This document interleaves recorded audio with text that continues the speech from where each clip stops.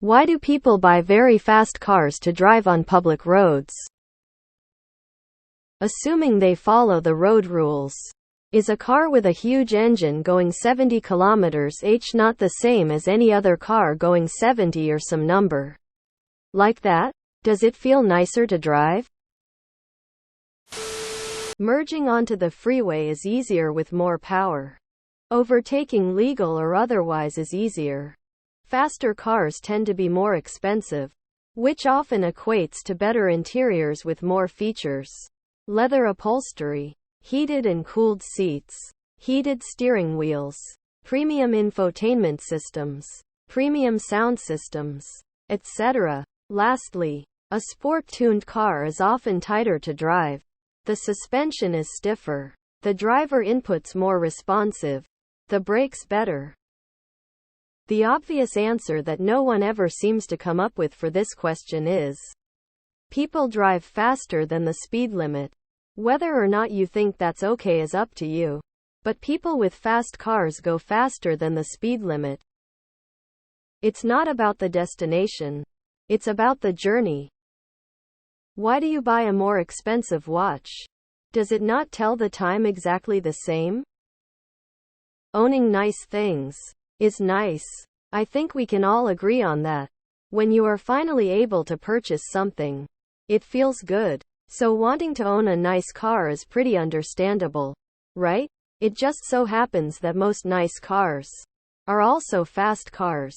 A 2016 Audi RS6 Avant, for example, looks like a very luxurious family car, but its 0-60 or 0-100 depending on where you live is below 3 seconds, and has a top speed of 174 mph, or 305 km/h should you opt in for that. And in my opinion, yes, an Audi RS6 is much nicer to drive than say a Peugeot 508 for example. The thrill isn't going 100 miles per hour. Any car can do that. For me, the fun is in the acceleration. 30-70 in a second or two is incredibly satisfying. Fast cars usually speed up faster, which is very useful. But yeah, driving a Ferrari on public roads is suboptimal. Wait till you hear about the $80,000 oversized trucks people buy to haul a box of Huggies from Costco.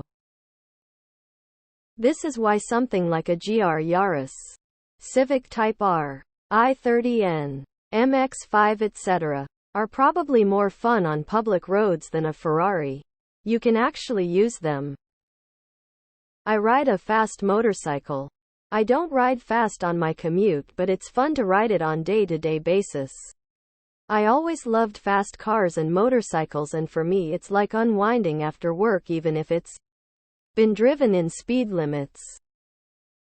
Effortless acceleration makes it easier and safer to merge, overtake, and sometimes the only way out of a situation is more power instead of braking.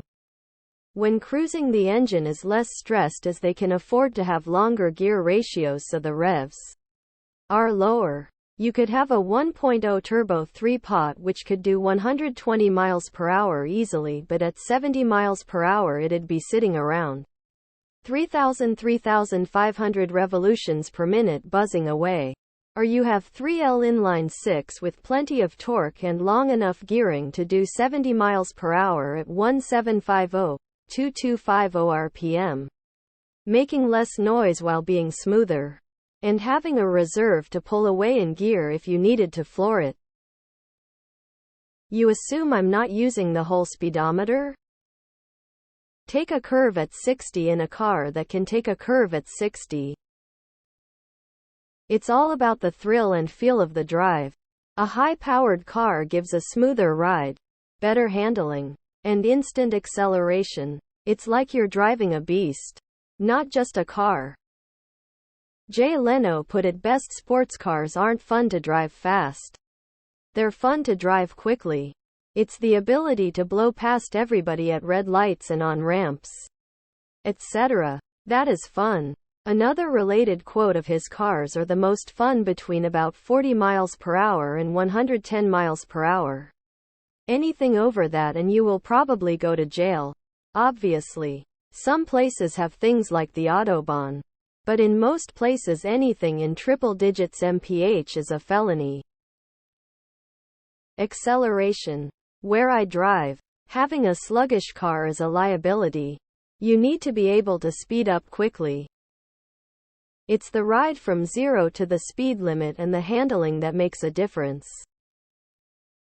You would be as well asking why people buy a Rolex watch for thousands of pounds. My watch cost £100 and it tells the time just the same as a £50,000 watch.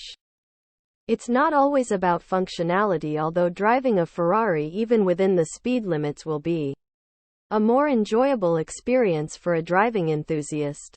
I'd also like to know where you live that few people break the speed limit. Where I live it's standard for most people to at least 10 miles per hour over the limit on the motorway and a significant minority with be pushing 100 miles per hour. Sometimes they take it to the track. Ego, status, preference, acceleration speed.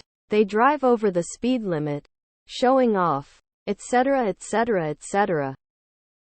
Google Maslow pyramid of needs.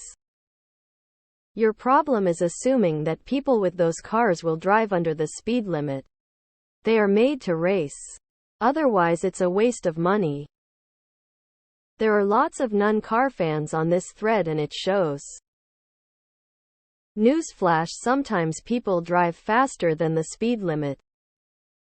I own a Stage 1 Rupee 3 and I bought it because I love cars. The acceleration launch control is a whole different thing compared to a normal road-going car. There are speed limits on public roads. Yes, but people, and I mean me, don't follow them all the time. Additionally, it's also a status thing, I'd say. Especially if you own a very nice car such as a Ferrari, Porsche, Lamborghini, Aston Martin, etc. Easier to merge. Because some people enjoy driving, and driving fast cars is fun for them. It's not just about horsepower. It's also handling, braking. A good driver's car is fast and responsive. I feel much safer as the car will do what I want when I want, merging into traffic, passing on two-lane roads, obstacle avoidance, etc.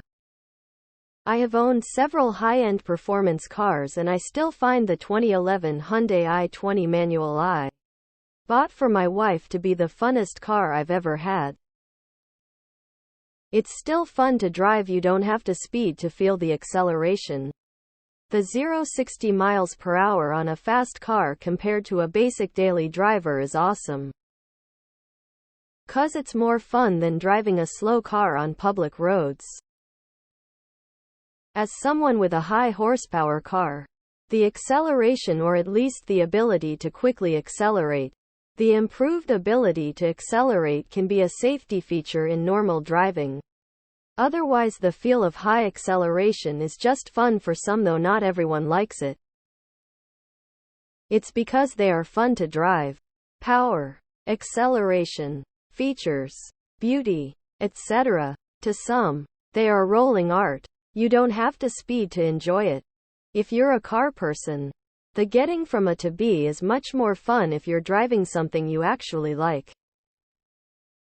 I forget who exactly this quote was.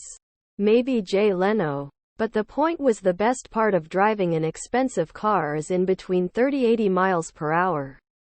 The point is acceleration. Yes. More expensive cars have more usually in them for comfort, power, and style. I went from a Pontiac G6 to an Audi A4 a long while back.